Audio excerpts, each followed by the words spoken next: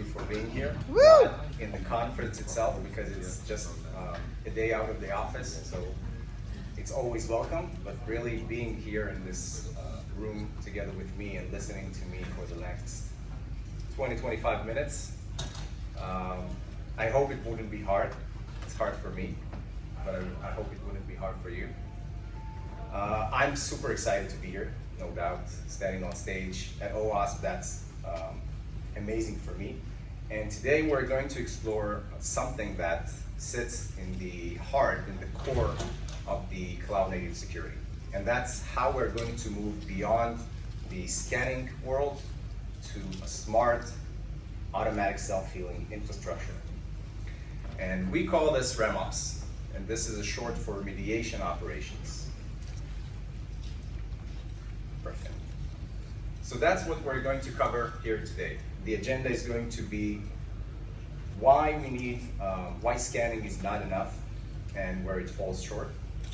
We're going to talk about the rise of RemOps. What is it? Why do we need it? Why it matters?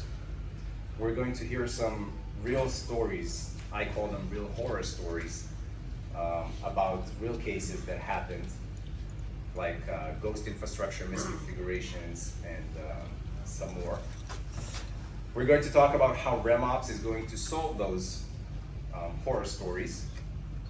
And we are going to talk about where all this is actually going in terms of the future for automated resilience. So hopefully that by the end of this talk, you'll be walking away knowing how to shrink your remediation gap, how to improve your IAC game, and stop the chaos of ghosts in your cloud. But before we dive in, a bit about me. My name is Gab. I'm a product manager at Firefly, a cloud automation and orchestration platform where we help DevOps and platform engineers to bring order to their cloud chaos. And before product, I was a DevOps engineer, so I know the trenches that you're going through. And I also fought YAML and Kubernetes and everything as code, as well as sleepless nights for on-call duties. And I really like coffee. When I say that I really like coffee, I mean a lot. So much that sometimes when I need to spin up a new EC2 or an S3 bucket, I call it by the name of my favorite espresso beans, and there are only 4, so I need to recycle them every time. The EC2 instances, not the coffee. And when I give a talk, I like to ground that talk with data and some stats. And I want us to look at the 2025 State of the IAC report, where we discovered that 89% of the organizations are already adopting IAC. Unfortunately, only 6% of them really reached the 100% club, which means that 100% of their infrastructure is really codified. And we also discovered that 86% of the companies now operate across multi-cloud. And multi-cloud becomes the new norm. Multi-cloud also equals multi-chaos. And we also discovered, unfortunately, that less than 1/3 of the teams are really monitoring and remediating their infrastructure when something goes wrong. So for them, most of them, the drifts are still something which is a reactive problem, and they are not proactive about it. And you cannot have a talk in 2025 without mentioning AI somehow. So we found that only 17% of the teams are actually using AI-driven capabilities in their remediation workflows. So this data actually paints a very clear picture. IAC has been adopted widely across the board, but the full codification club is still rare. And multi-cloud brings multi-complexity and multi-cloud chaos. And that's gonna keep growing as we go. And most of the teams are still reactive. I think that Ned put it really good when he said that in the modern cloud, complexity breeds drifts. So there's no amount of static scanning alone that can stop it if the systems aren't continuously reconciled against one source of truth. So the problem is not the lack of scanning. The problem is the gap between the detection and the resolution. And that's what we call the remediation gap. Now please be cooperative. A quick show of hands, how many of you have discovered a misconfiguration a few days or weeks or months after it was deployed? Thank you. Keep your hands up. Keep your hands up. How many of you have experienced drift? Perfect. And how many of you have found hard-coded secrets, God forbid? Amazing. I wanted to say that I'm a former DevOps, so you can't bluff me, but that's amazing that you really put it out there. So you see that you're not alone, okay? And we'll circle back on these examples later on when we look at the real-world examples and how things really turned out. So don't get me wrong. We have a lot of tools. Some would say that we have too many tools. But the problem is not the number of tools, it's that many of them are built for different eras. They are built for different times, where infrastructure was static, where releases happened once a month, occasionally, and VMs could live for weeks. We don't have that now. Today, things are a bit different. Today, we are dealing with ephemeral workloads. We are dealing with multi-cloud chaos, automations everywhere, and even OWASP through the top 10 for AppSec, for CI/CD, for Kubernetes. They are flagging the same reoccurring problems every time. And that actually means that we are not learning from it. And that's a problem. They're talking about misconfigurations, over-permissive roles, secret exposures, and poor visibility into changes. And we know those issues exist. What we lack is a better way to prevent them and recover from them. So here's the issue. We have the find misconfiguration step, which is the first step, perfect. And we have the third step, which is the checkbox on security. We want to get there, but what happens in the middle? So scanning tells us what's broken, and that's good, but it's not good enough. It doesn't tell us how to fix it, who should fix it, or when it should be fixed. And RemOps actually reframes the problem. It doesn't ask, where is that misconfig? It actually asks, why hasn't it been fixed yet? Can I fix it now? And if I can do it automatically in a scalable way.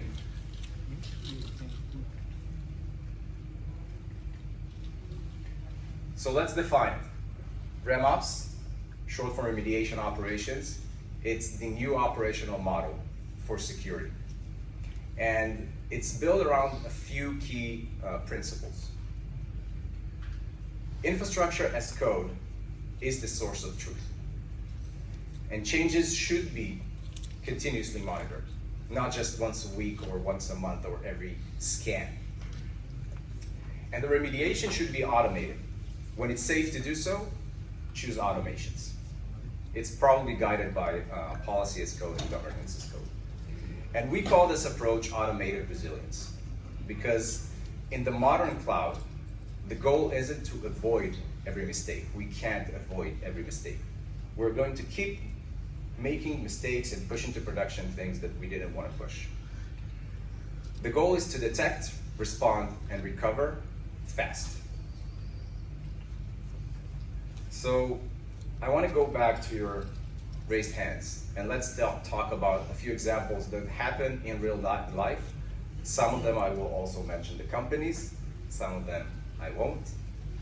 So just so you know, and we will try to highlight how RemOps could have prevented those issues. And we're going to start with Capital One. They had one checkbox in a WAF rule, Web Application Firewall rule.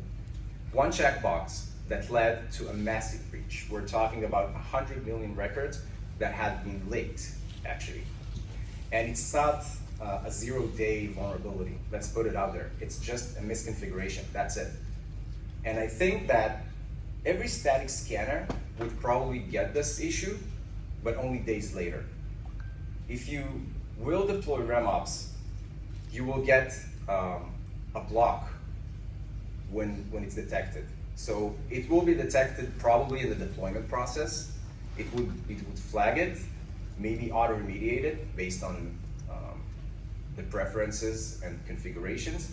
So it could have been prevented very easily, actually. I used to work with a company, and during one of the cloud audits, we found more than 50 EC2 instances that no one knew where they came from, what's the purpose, who's the owner, nothing. One of them, by the way, was running a public-facing MySQL instance. So there's no IAC, there's no owner, there's no tags on them. No one wants to delete them. So they just leave. And that's the cost of drift. And I'm not only talking about money, that's the cost of drift in terms of risks, because no one knows what's running inside. So RemOps can help you detect those ghost assets. It can match the assets, those running assets, against your IAC intended configuration. And it can help you codify, quarantine, or maybe even delete them if needed. Another company, a fintech company, one of the developers has spun up a temporary database for a demo for a client. So of course that database had information on it, PII and other customer data. Of course, this database, because it's for a demo, it wasn't monitored. So of course, it was forgotten. The problem is, again, it had customer data. So actually, 3 months later, after the demo, they found this database, flagging it in some security review that they had.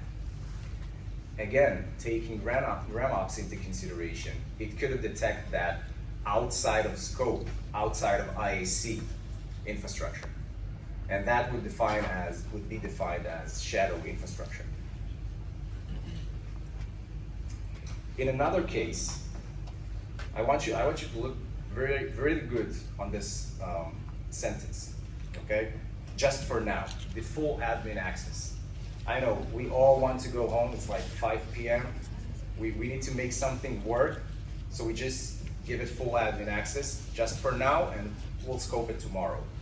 But that tomorrow becomes never, and that now becomes forever. So it keeps on running. So think of a CI pipeline that was granted full admin rights just for something to work at that time. And those credentials, of course, leaked through the logs. And of course, an attacker took advantage of it. RemOps would detect it as a policy drift. It would flag it as excessive permission, and it wouldn't let it run. And that's how RemOps come into play when we're talking about over-permissive. Another company that I worked with had a very strong pod security policy in their staging environment. But unfortunately, it wasn't implemented in the production environment. Nothing was there.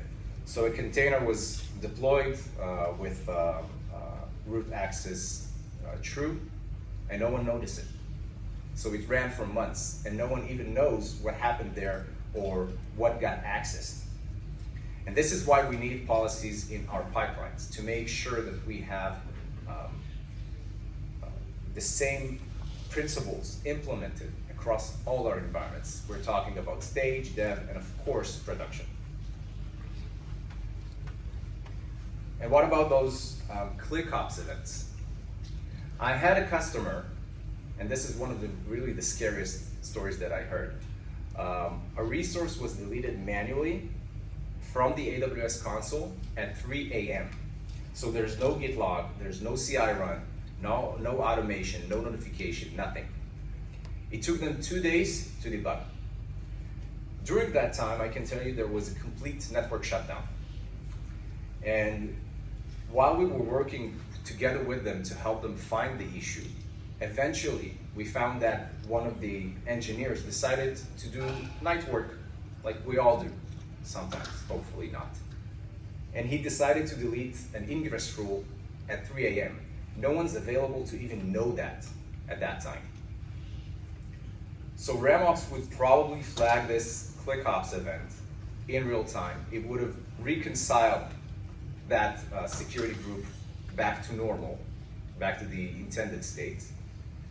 And if someone goes crazy in your cloud console, you'll be notified about it. So you can take immediate action in order to recover from such cases. And you probably remember the code call breach in 2021, where a bash script inside a CI pipeline was actually modified to steal secrets. So it ran for weeks, it still stole secrets for weeks, and why did it happen? Very simple, no signature check. So there's no policy enforcement on bash scripts or any kind of script. And RemOps, if you incorporate it into your supply chain, it can give you that, that confidence that you are only running signed scripts, approved modules, verified containers. So we're assuming from the beginning that humans make mistakes. We're not going to stop making mistakes, but we need to stop deploying them into production. And that's where RemOps already bakes those guardrails and those safeguards into it. And we did mention drift for just a little bit, and I want to double click on that because that's a very important thing.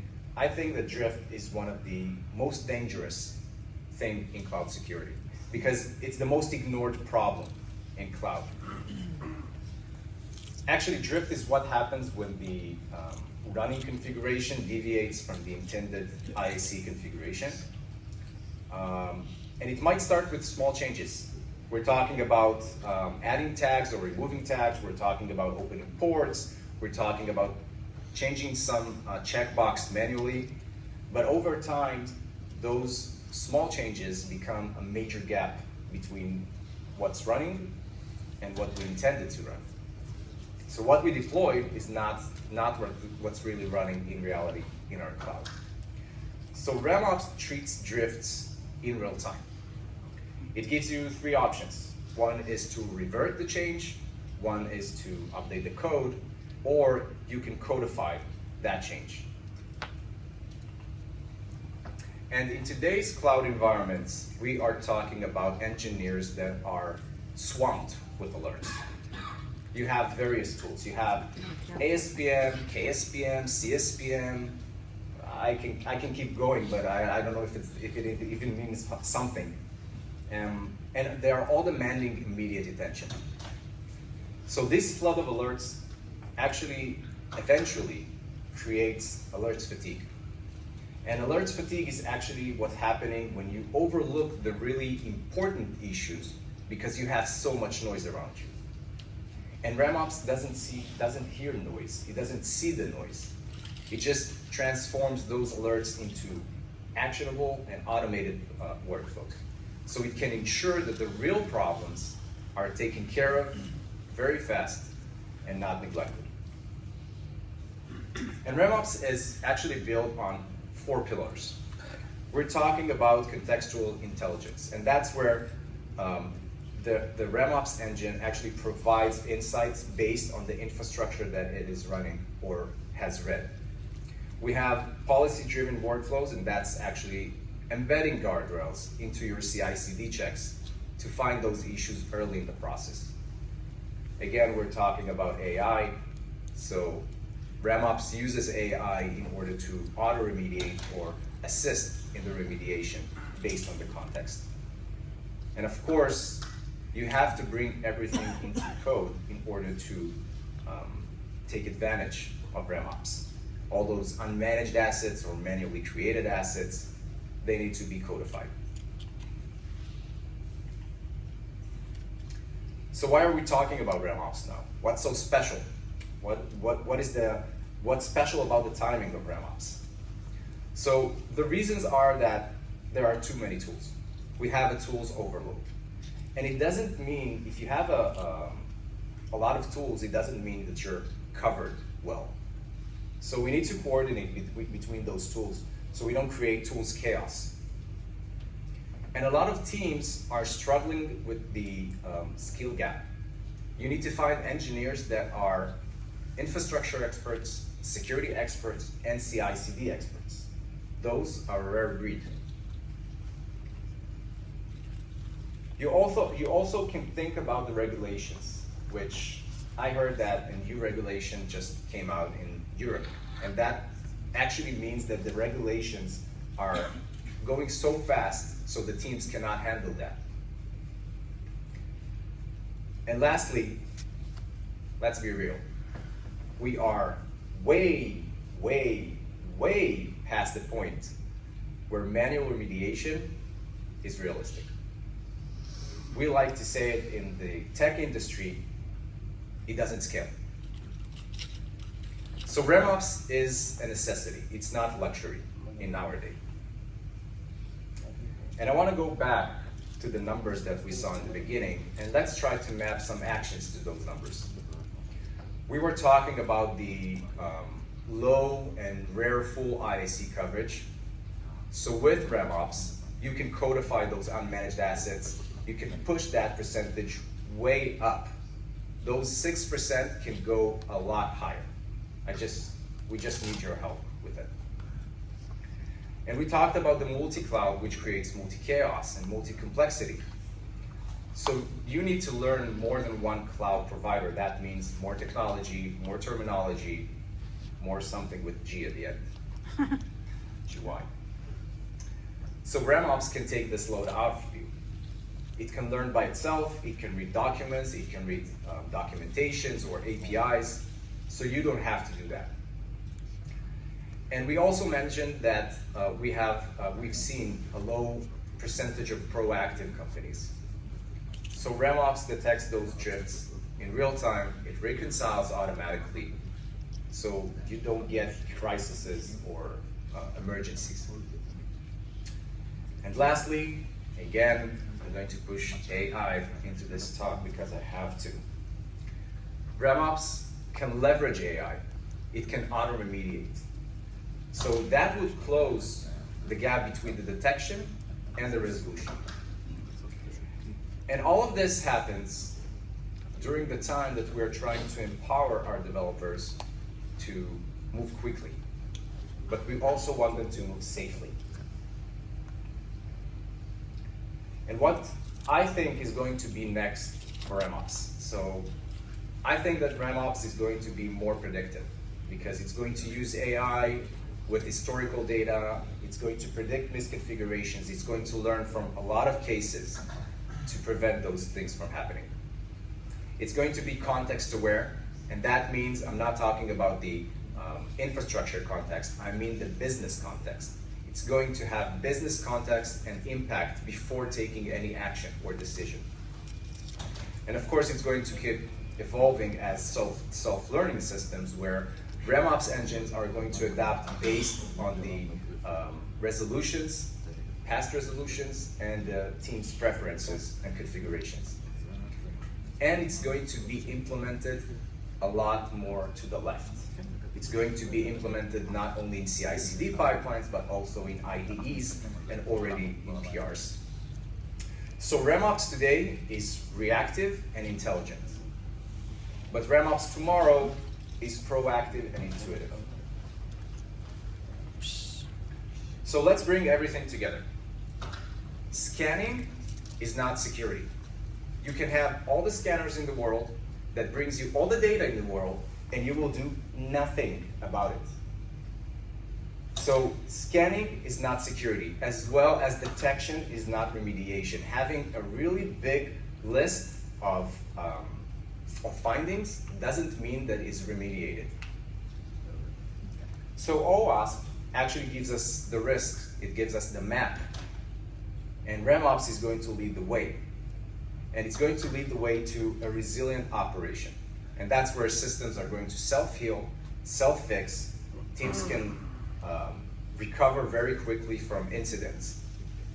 And risks are going to be treated like everyday signals. There are not going to be any emergencies. It's going to come back in. Amazing. I didn't change the slide.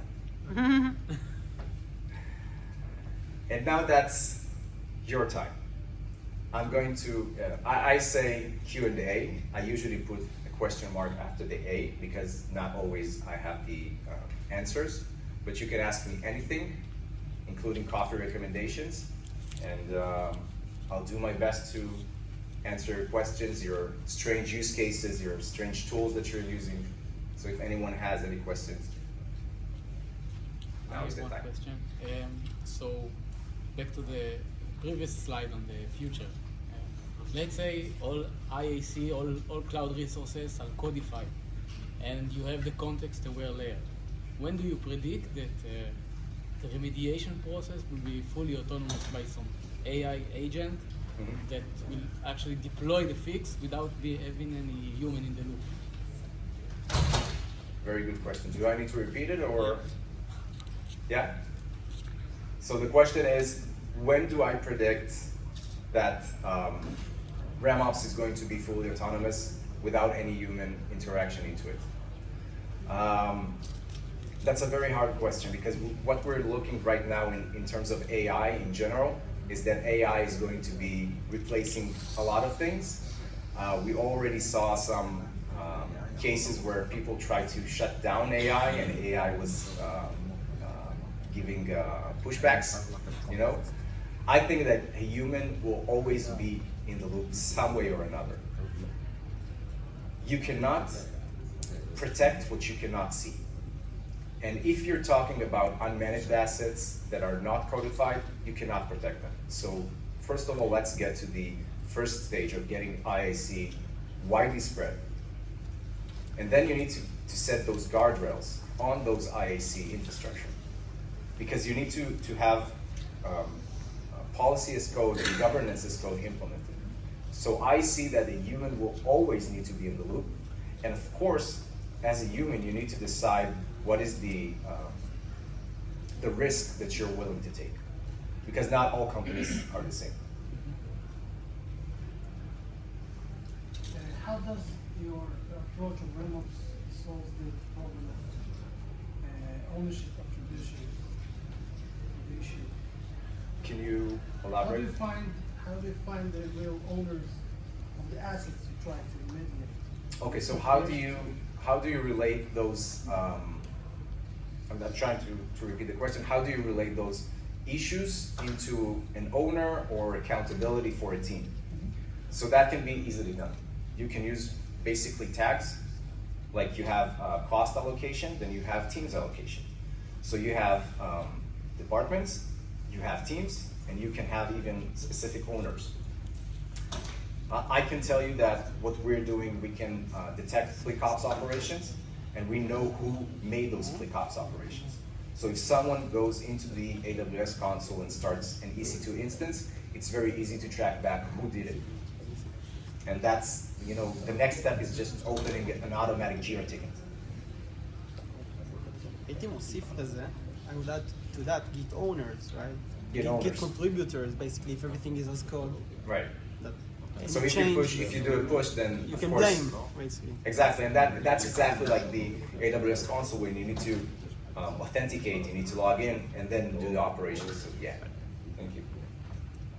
Okay, so drift is bad. I think everybody can agree about that. I hope so. When you identify drift, there's two options. One is that somebody made a bad manual change, and two is that what's mistaken is the infrastructure as code. If their source of truth is wrong here because somebody forgot to update that and did a change which is necessary. How can you distinguish between those two? Because moving towards automatic remediation, you want to make sure that you're not fixing a manual change that is required. I think that you should set guardrails that are not, it depends on your, of course, policy in your company, but you can set guardrails that are soft and they are not so hard. And that means that you don't reconcile like 5 minutes after it happens, but you reconcile 2 days after it happens. I know a lot of companies, a lot of our customers where I work is, they do the change manually, they create the drift, we contact them to tell them, hey, you got like 50 new drifts, and then they say, yeah, I know, first of all, I'm going to do the change, I'm going to see that it works, and then I'm going to update the IAC. So it basically depends on the policy in your company. But you can just set the guardrails to be not so strict, and like 2-3 days later, as well as, of course, if it's not creating any risks.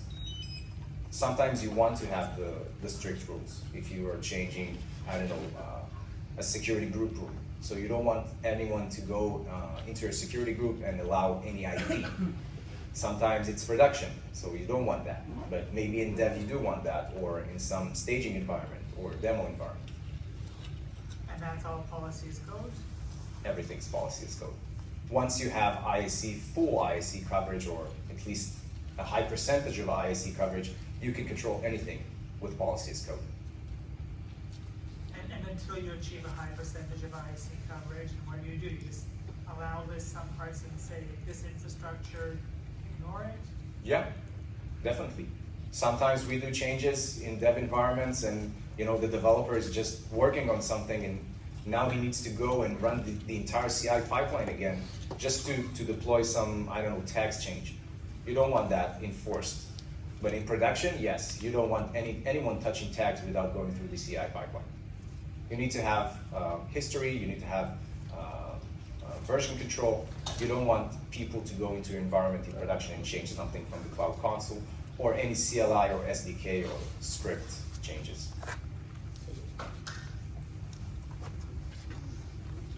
How do you see the AI tools really fit into the system? Our IAC code is basically the most vulnerable thing. We wouldn't hand it over, not to Cursor, neither to Copilot. And at the moment, like we have drift detection that is just a bunch of scriptology we wrote ourselves, we maintain it. And like I really would love to see a PR being opened automatically by an AI tool, but I would never hand over the code so that it would be able to do that. But that's at the moment. I mean, and I don't want to run internally my own LLM model. And why not? Why not? Because it requires, customizing it, holding it, maintaining the AI tool. I want to have it as a SaaS, right? Amazing. So first of all, you're going to have, as long as the RemOps is going to move to the left more, then you're going to have those implemented in those solutions, you're going to have them implemented in your IDE. So you wouldn't have to send it outside. The second option is you're going to send it outside with reducting all the PII or any secrets or sensitive information. And I think that the third option is having someone in your team or in your company that really understands AI, understands the models, and you can implement it in your environments without exposing anything outside. By the way, I also think that AI engines like OpenAI or whatever, Claude or whatever it is, are going to have segregation between companies. So you will have like your own playground when nothing goes outside. Of course, it needs to be regulated, and you need to trust them. By the way, it's coming back to your original question of human intervention. The first thing is trust. If you don't trust those AI engines to keep your information, then yeah, I agree with you, and I have no idea what's going to happen. Can you suggest, mention, recommend any kind of methodologies used, maybe some specific frameworks that implement or helps implement RemOps as approach? I mean, it's not just philosophy, like something. Something that you can do tomorrow. Yeah. Start codifying your assets. Make sure that you have a high percentage of IAC infrastructure in your environment, and then start working with policies. Start writing your own policies, implement them in your CI pipelines. Make sure that nothing goes unnoticed.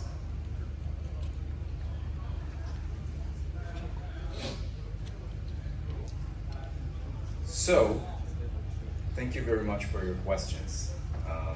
If you've ever encountered any ghost infrastructure or uncontrolled drifts or leaked secrets, God forbid, or shady pipelines, let's talk. I would really love to hear that. This is my LinkedIn and the QR code. You can scan it and connect with me, and let's talk. I'll tell you my stories, you tell me your stories. Maybe you'll be on my next talk, who knows? Thank you very much for listening. Woo!